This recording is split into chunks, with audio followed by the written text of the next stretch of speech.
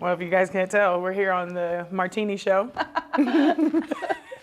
Hey, Martin, how does it feel to have your own TV show as a rookie? No TV show. I would do terrible on a TV show. No, I saw your interview. Side note, I saw your interview when you were back home on your friend's podcast. Oh, yeah. And listening to you guys talk about like adult things, like insurance. Yeah, we have no idea anything. You were like, I have my own insurance. Yeah. Yeah. I Yeah. do. Like 401k, all that, all that good stuff. Adulting comes at you fast. Yeah, I might need to ask you some questions about that, actually. I have a few years under my belt, I know. Please, like, I'm trying to figure out my eye doctor stuff right now. No, nothing. So, like, you've only had to do, like, everyone's taken care of it. You never had, like, any at instance? Iowa, they, like, did everything. Like, contacts, like, they paid for anything that you needed to, like, play basketball. So, like, I needed my eyes to see, so like contacts 100%, right? So it's like I've never had to like figure out with a doctor like, oh, copay. let's. That's what you were referring to was a copay. Yeah. When you were like, I don't know, it's not full coverage. I was like, no, it is, but it's called copay. You have a deductible you have to meet now. Yeah, that. So every time it's a scam. Healthcare in America is a scam. Yeah, on that podcast I said if you want to learn anything, don't listen to this podcast. But if you want to learn something, listen to this, because there we go. That's funny. Well, outside of like becoming an adult and getting a 401k and having to pay copays, what has the first half of your rookie season been like for you? Yeah, I mean, it's been really fun, honestly.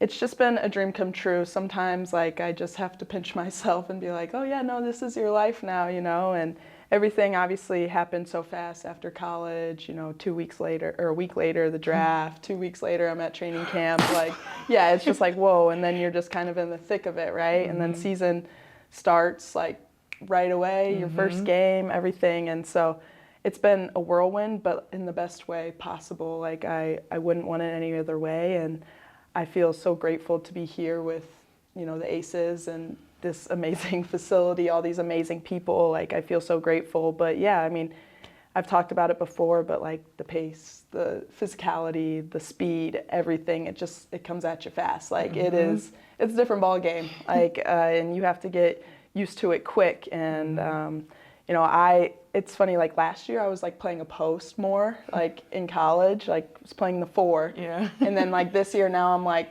guarding Jewel Lloyd over ball screens, and it's like, this doesn't even make sense, you know? Like, it's like, what is this? Life? Yeah, what is life, right? But I just feel like even in these like few short months, like I feel like I've grown so much as a basketball player, and so, you know, I'm excited for the second half as well, and to get back going. I miss it. I miss playing so much. Yeah. So, What's been one of your favorite memories from the first half? Oh man, I would say my first like game actually playing versus LA. Like my sister, my nephew, and my mom were here for that one, and I don't know, like I didn't know what to expect really. I was like, this is my first, you know, WNBA game, first professional game, and just like, I'm just gonna go out and like give it my best, you know, like I'm just gonna like work hard. And then like, you know, I had like the big block and like I knocked down a 3 or something. I was like, make sure y'all go back and watch the clip. It's on the socials. And it was just like, I don't know, it was just like surreal. I was like, oh, that's when I really realized. I was like, oh, I can play like at this level. Like I belong here. Because I think sometimes, you know, you have like imposter syndrome. Imposter syndrome. Sometimes it's like, and I think like we talked about like second rounders too, you know, or just like maybe I didn't have like the college career that like a lot of these WNBA players have had. And so it's like, do I really like belong here? Like, is this like, am I good enough? You know, sometimes you like, I feel like those are normal reactions or like normal feelings. And so like after that game, I was like, no, you know, like don't ever doubt yourself, because like, you know, you can do that. Right. And I love that you have that early on. Like it took me until my 7th year for me to feel that. Cause that's exactly how I felt. I was thinking like, and when I came out with the freaking juggernauts, like the Maya Moores and all of them. And I'm sitting here at Angel McCautry's and I'm like, here I am having to, and I did play a post in college, so I'm having to completely relearn the game and transition to a completely different position in this league, but not just like casually against the best players in the freaking world that have been doing it. So it's like I was constantly comparing myself to, okay, well, how is this 3 player doing? How is this, I can't do that, I can't do that. And so for so long, and Because when you get cut twice, there's also like this like doubt that you have for yourself, like, do you even belong? And so it wasn't until my 7th year that I was like, no, I do belong here. Like, I can play at this level. I am good enough. What I offer is valuable. But it takes so long to be able to kind of find your footing in this league. And so for you to have that your rookie year, I think is amazing. Yeah, for sure. Because that's going to set you up for longevity outside of just your skill set in this league. Like just having that mentality, because that's why a lot of people don't make it. Like, are there players that are better than me and more talented? Absolutely. And I've talked about this a lot with my dad, actually, is like, if everyone lived up to their potential, I would not be in the league right now, you know? Like, I think there's something that's so pure about professional basketball still, is that the little things do matter still. You know, like in college, like, yeah, the little things matter, but like when you get to the professional level, the talent's so high, like, do the little things still matter? And like, I think you're a perfect shining example of that, you know? And so like when coach told me like, watch AC, and I was like, oh, I've been watching AC. Like, it was just funny. I was like, oh no, trust me. No, I know we did. Yeah, exactly. So it's just, like, I feel grateful to have, you know, players like you and Sid and Asia, everybody, you know, that I get to, you know, it's different levels, obviously, you know, like six woman of the year, and then like, you know, Sid might not get the minutes, and then like Asia, like, is the best player in the world, you know, and like I get to see you guys as teammates and players at like all these different levels, and like how you guys are shining examples, and like that's pretty freaking cool that I get to like witness that and be a part of that as a rookie. No, that's amazing. And that's something that too is valuable, because like your vets, like not just you, but like just in general in this league, like your vets are a crucial part to a rookie's success in this league. And I'm fortunate where my vets were amazing. Like I had I'm like Tina Thompson, Katie Smith, Tamika Johnson, Camille Little, Tanisha Wright. Like you go down the line, Lauren Jackson at the time, but like that was in her final years, but still like those are who I got to see every day, and that's who poured into me. And so the reason that I am able to, you know, pour into you guys and give back to you in that way is because that's what they showed me. That's how you do it. Exactly. And that's for you coming into this environment, like you have the best vets in the game, and to be able to have those that triple level, that 3-level viewpoint, and for me it's like I was in all of those positions, so it gives me a different perspective where I wasn't playing, I was cut, I came off the bench, I was a starter, I was a, you know, so it's like I've been able to have and evolve throughout the league in all those positions. And so I feel like that's kind of my advantage as a leader and as a vet, is like I can relate to any rookie in that sense. And so for you, and it just like, you have great people, like they're great human beings. And when I think about my vets, like they were great human beings on and off the court, you know what I mean? So to be able to have that, like it's a blessing, it's a luxury that not every rookie gets. And it's rare. And that's the other part you'll learn is like this environment, this type of environment is so rare at this level. Yeah, it seems. And I like that's like your superpower is like being able to like relate to people no matter like, you know, what they've gone through and like what role they're in. And like, I think that's a superpower in the league is like adjusting to your role. And I think that's what's really helped me is like that I didn't have this like amazing college career. Like, yeah, we made it to 2 Final Fours, but I was never the star player. So like, I knew coming in here, I'm not gonna be the star player, you know? Like, I know how to, you know, be a role player and like adjust to other people and like support, you know, the starting cast or like support the star players. And so that's like, I feel like honestly has helped me so much. I love that you word it that way, like support the team and support the star players and the cast in that way, because I think being a quote unquote role player has such a negative connotation in sports in general. It does, And that's something that I had to learn to kind of like block out from people, because it's like, oh, she only scored this many points and did this. And early on, when you're like making that transition, or even when you know, for me, it's like, okay, here I play a certain role, but when I go overseas, I'm the go-to main player. You know what I mean? So having to switch your mindset back and forth from that is difficult. And so I had to learn how to be like, okay, what they're saying, they don't know. So I want to know for you, especially in a rookie year, like you came from a heavily covered team in NCAA. You guys had tremendous success. And by the way, like people who watched your team knew like what you brought and knew you may not have been like the name, but like you were a star player. You did everything that team needed to like have you do, and you were a huge reason of why they were so successful. And people, I think, don't understand the importance of that you take the weight off of your star players' shoulders to have to worry about A, B, C, D, E. All they have to worry about is A and B, right? And you take care of the rest, and that's such a huge luxury to have. So coming into this position, I want to know for you how you've been able to like handle that switch, because I know there's more coverage for our league and stuff now, so people have things to say. How have you balanced what you know your worth and value is as a player for this league, for this team, and like what you know for yourself and what you're capable of? Yeah, I feel like I don't value my worth or like how I play a game based on points or stats. Like I never have done that.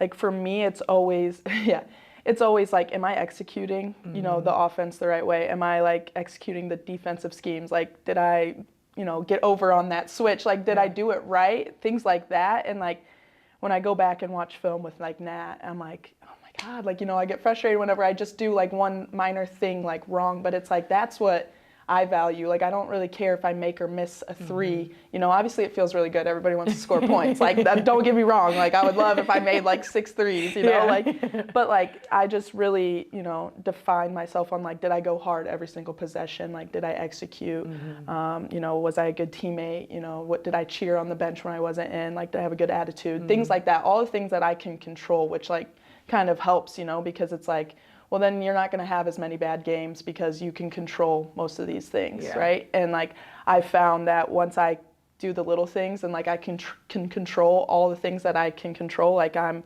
you know, bringing in my best effort, I'm, you know, boxing out, doing the little things, getting over ball screens, you know, whatever I need to do, like then I feel better about myself, you know, like it's, the points start to come from then, you know, is when I'm doing those things, like, you know, points will come or the rebounds, things like that. So I feel like that's where like I value myself as like a player. That's how I, you know, I guess that's like the scale I use. But in terms of like the media coverage, things like that is like, I've realized, you know, I've seen like players like Caitlin, you know, like have all this like coverage, which means like, you know, when her light shines, like it shined on all of us. And that's the same like here with like Asia, you know, Jackie, everybody is like when their light shines, it shines on all of us, which is pretty cool. But it's like, it means there's a lot of opinions, like people are going to say what they want to say, you know, and like I've seen it all, but like I've gotten really good at blocking out the outside noise. Like I personally do not care what anybody has to say about me besides my teammates, like who's in this circle, like my teammates, my coaches, everyone who's there at practice every single day, those are the only opinions that matter to me. You know, like even like my family, they're going to have their opinions. It doesn't, you know, it's like obviously I love them, but they're going to be biased, right? It's like you're not at practice every single day to see like what goes on behind the scenes. And so like there's just like a level of like, you have to block out the outside noise. And like, I feel like I've gotten pretty good at that. I mean, there will be like a hurtful comment you'll see every once in a while and you're like, oh, like why? Like, but also then you realize you look at the profile picture and it's like nothing. And it's like, you're probably sitting on your couch eating potato chips doing nothing, right? So it's like, it really doesn't matter at the end of the day. I always have to take the approach. It's like, okay, well then you come do better. Yeah, exactly. Let's see how you do. Yeah. Exactly. No, I was talking to your mom when she was in town, and I was telling her like, you were such like a refreshing rookie. Because as the generations have come, like, and mind you, I've been out for a little minute now. There's been this like wave of entitlement that comes with younger players, that the work doesn't match the entitlement. Makes sense. And for me, I come from the older generation of like, you work for what you get. Right. Or what you want. And so to have you come in and like your mindset, the stuff that you've been talking about, your attitude, your work ethic, just your understanding. I'm like, you were born in the wrong generation. You were supposed to be an 80s baby. Old soul. You were supposed to be an 80s baby. That's my favorite music. Name your top 3 artists you like to listen to from back then. I love Fleetwood Mac. Yeah, that's my favorite. So like Stevie Nicks is my favorite. Okay. Oh gosh. Who else do I listen to? I mean, if we go, this is probably like 70s, but Paul Simon, do you know? Look at you! And then like me and my mom on all our trips when we would come up to Iowa to like visit family, Johnny Cash, which is like throwing it way back, and so it's Shout out Nashville. Yeah, so that's my like top 3 probably like old. Soul Kate Martin. Oh yeah, that's all I listen to with my family is like the old music. I love that. That's how we grew up too. Like I'm from a music family, so like all of that, like, and all of that plus like the old school R&B, like the Anita Bakers, Temptations, like you go back and it's like that was all. I went and saw Kool and the Gang with my mom when we were in Vegas. She was in Vegas and my aunt. Yeah, and it was amazing. They were so good. I'm jealous. Yeah, it was awesome. There's so many good shows here. Yeah. No, but like couple in with just how you approach on court, even off the court. Like your involvement, I was so happy to know like the work that you did at the Children's Hospital back in Iowa. And for the fans, everybody knows like in Seattle, I started a toy drive with Seattle Children's. And so when we were there playing, I got to bring you guys to see the dialysis unit and do a visit. And that was so special to me because I'm very protective over like the philanthropy work that I'm involved with, because a lot of athletes and people do it just because for like show. Yeah. And not that they don't care. Let me say this. It's not that I don't think that they care, but I also know there's an image that comes with being a professional athlete. And my experience, I'm not going to say everybody because you know I don't want to generalize, but in my experience, some of the athletes that I've been around and witnessed, it was like, yes, they cared, but it was like, okay, I have to do this. Like, I need to make sure I do this because X, Y, and Z. Yeah. And so I've always been super protective when I do volunteer, when I do get involved, because I don't want it to turn into that. Right. So to be able to share that space with you guys was so dope because I know all of you guys have the same care factor. And when I started to learn about your work with the Children's Hospital back in Iowa, I was like, oh my God, that's amazing. I love her even more now. Just because that wasn't something, again, it's like, it wasn't just like publicized and shouted from the rooftops, but it was something that you did because you cared. So I want to know how you got into that. What made you choose the hospital?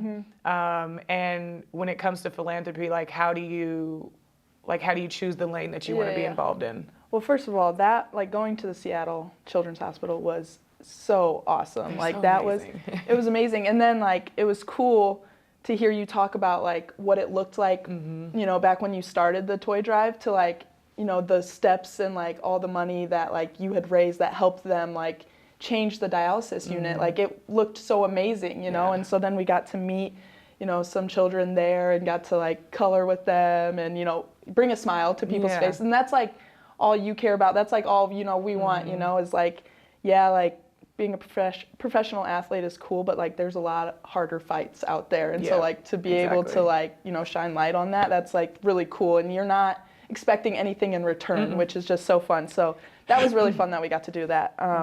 But for me, the University of Iowa Children's Hospital is like huge. So like people from like the entire Midwest, like you go there to bring your kids to like, you know, get treated on there because it's so great. And the football team actually started like the Wave. I don't know if you've ever heard of that. I saw the video. So after the first quarter, there's like the top unit at the Children's Hospital, like the entire stadium stops and waves to the children. So cool. And so when we had our record-breaking attendance basketball game last fall, we played in Kinnick Stadium, the football stadium. We got to do that and wave to the children. So that was really cool. But like even before then, like we've just always gone and visited the kids there, me and my teammates. It was just something that was important to us, and we'd get emails like, hey, there's a little kid, you know, that loves the women's basketball team. Will you come visit? And we'd be like, absolutely, like without a doubt. And so just kind of started with that, and then I became close with Bailey, and the Ronald McDonald House is like in the same parking lot as our basketball arena. Okay. So we would go and visit kids there sometimes too. And COVID made things messy, obviously, but I met her during COVID, and then we've just kept a relationship since then, and, you know, she's great, and, but yeah, and I don't know if this but she's, you know, it's a really hard disease that she's going through, and so She's really struggling right now, and so, I'm going to FaceTime her this week and everything. Aww. But it's just like, it's like that's why you play, yeah. right? And like things like that. And so just to bring a smile to somebody's face, it's like there's not enough that you can do at all you ever feel like. But yeah, and so like I think just because the Children's Hospital was right there, it was so big, and like I had so many teammates before me go and visit and like do things like that, so they just kind of led the way, and I was like, oh, I want to go. Like, you just like bring somebody, like you brought me to Seattle, to the Seattle hospital, and so that's like kind of how it worked at Iowa too.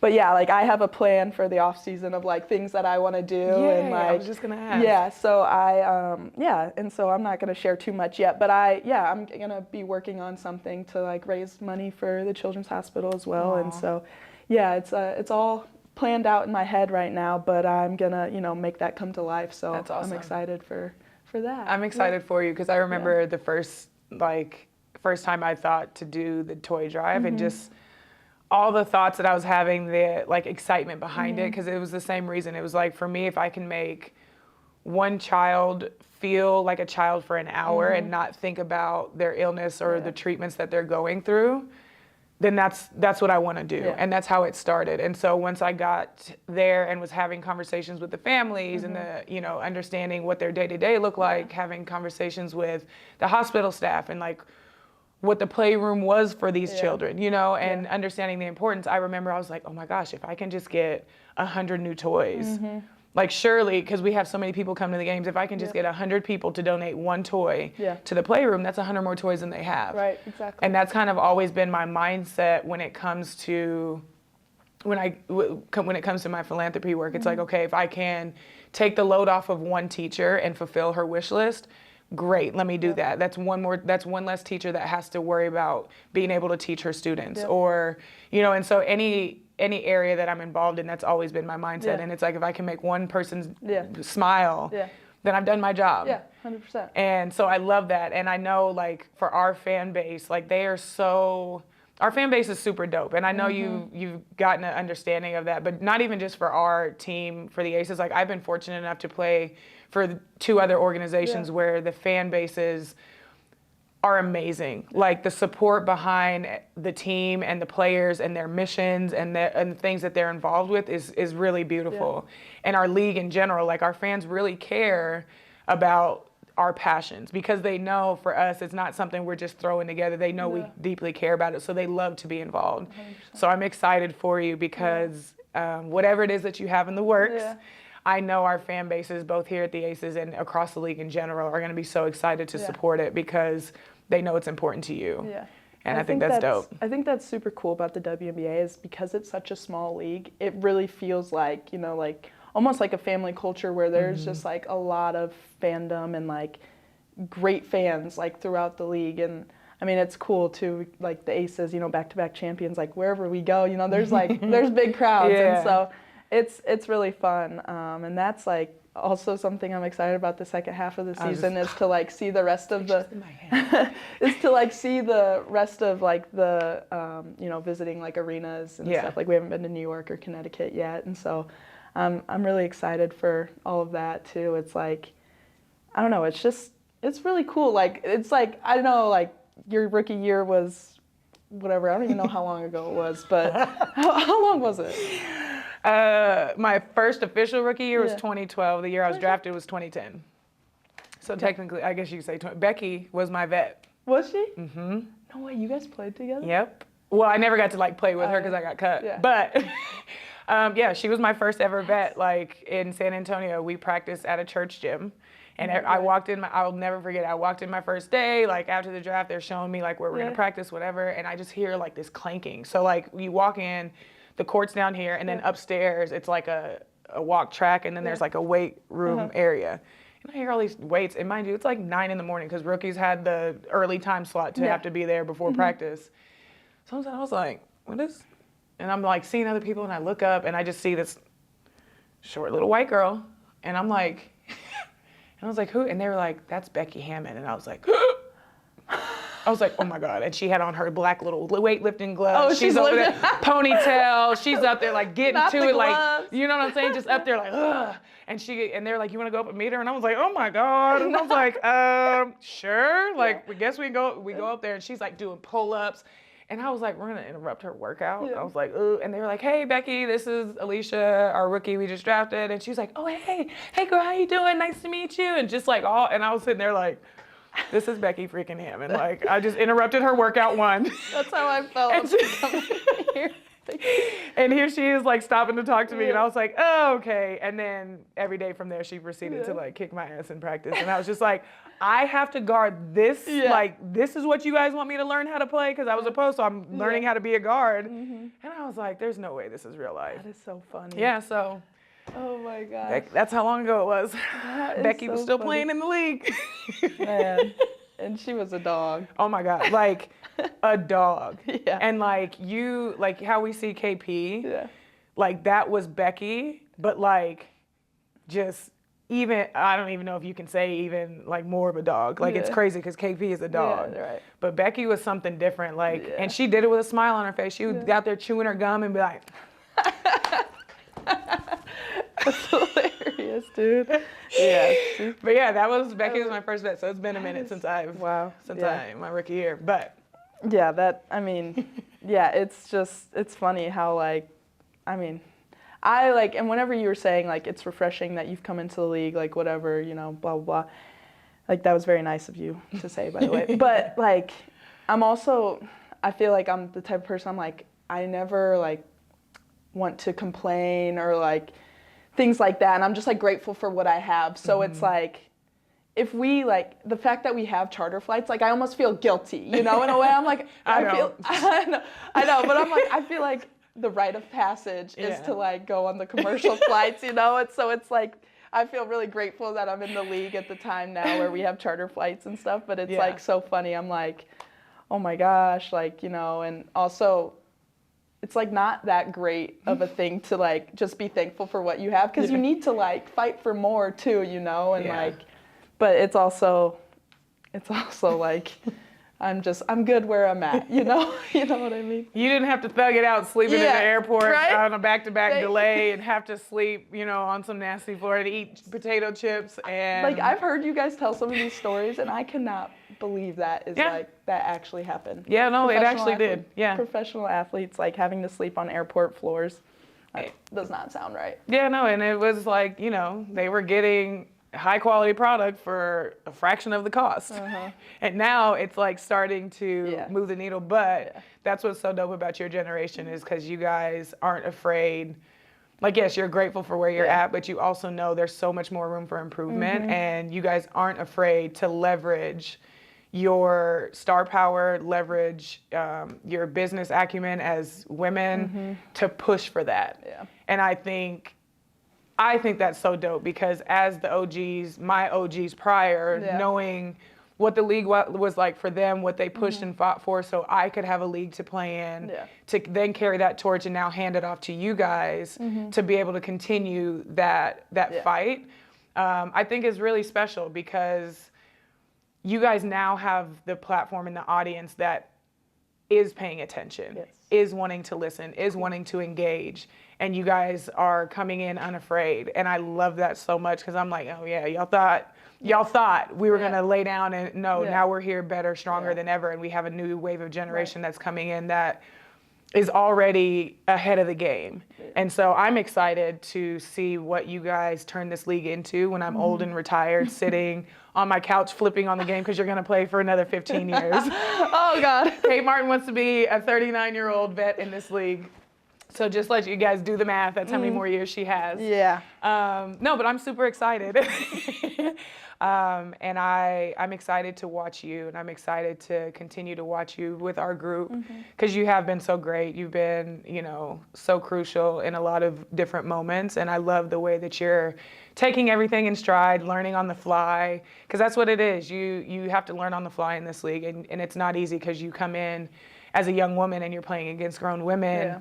And not only just on the court, but off the court, everything people are doing, being able to balance it. You know, I mean, look at what Asia's been able to do, you know, with her business and her brand, but then what she's doing on the court. So it's like you get a crash course in how to be a businesswoman, how to handle what you're doing off the court and, you know, on the court as well, and being able to marry those two, but also balance your life as a human and all the emotions and things that we go through with family and friends and whatever it is, but also still show up on the court. So I'm excited, and I know people, when they watch this, they're going to be super excited to hear and learn more about you, because you're a fan favorite, honey. No. The people love Kate Martin, okay? Oh my God. The way you be popping out on IG, giving the people what they want. They're like, give us more Kate Money Martin. Oh my God. So here you are, folks. You're welcome. Yeah, there's that. But AC, thank you for everything, and I'm excited for the second half of the season. Could not have gotten through the first half without you. You're so sweet. The rest of the team. Honestly, I just feel super grateful to be here and learn from you guys. And yeah, let's go win some games, baby. And be on time for the bus. Yeah. They set me up. They set me up. Let me get the record straight. I would never be late for the bus, okay? Oh, no, I love it. Cool.